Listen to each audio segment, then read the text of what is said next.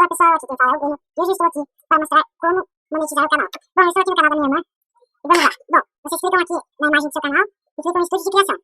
Quando carregar o estúdio de criação, vocês clicam em canal aqui no canto esquerdo. Depois, vocês procurem o ícone de monetização e cliquem em ativar. Depois, cliquem em ativar minha conta. Aí vocês marquem as três opções, que é os termos de licença, e cliquem em aceito. Aí vocês marcam essa terceira opção e cliquem em enviar a receita. Dá um entendi. Aí você virá para essa página. Depois vocês clicam em canal de novo. E aí vocês vêm na opção de monetização de novo e clicam. Não, vejam as configurações de monetização. Aí vocês clicam lá. Aí vai ter várias perguntas aqui.